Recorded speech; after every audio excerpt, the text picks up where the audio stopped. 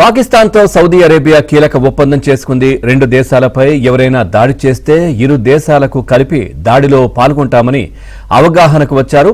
ఇక పాకిస్తాన్కు సౌదీ జెట్లను అందించనున్నట్లు అంతర్జాతీయ మీడియా కథనాలు కూడా చెప్తా ఉన్నాయి.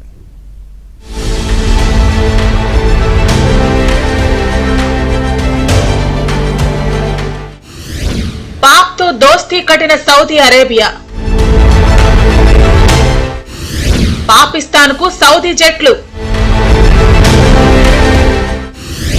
ప్రత్యర్థులపై పోరాటంపై ఒప్పందం, నిశితంగా పరిశీలిస్తున్న భారత్. పాకిస్తాన్ ప్రధాని Shehbaz Sharif Saudi Arabia prince Mohammed bin Salman వ్యూహాత్మక రక్షణ ఒప్పందాన్ని కుదుర్చుకున్నారు.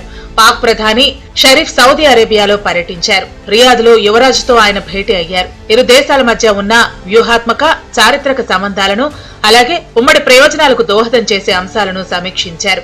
ఈ సందర్భంగా కీలక ఒప్పందం చేసుకున్నారు. రెండు దేశాల్లో దేనిపైనా శత్రువు దాడి జరిగితే అది ఇద్దరిపైనా జరిగిన దాడిగా భావిస్తామని, అప్పుడు ఇరువురు ప్రత్యర్థితో పోరాడాలంటూ పాకిస్తాన్ సౌదీ అరేబియా ఒప్పందం చేసుకుంది. అంతేకాకుండా పాకిస్తాన్ కు సౌదీ అరేబియాకు చెందిన ఫైటర్ జెట్లను అందించనున్నట్లు అంతర్జాతీయ మీడియా చెబుతోంది.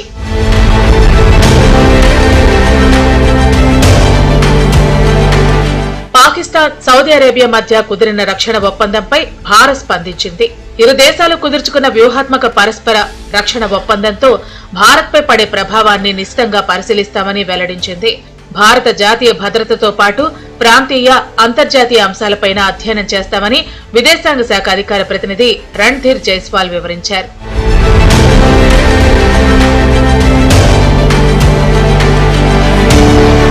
కొన్ని నెలల క్రితం భారత్ పాక్ మధ్య ఉద్రిక్తతలు చోటు చేసుకున్న సంగతి తెలిసిందే.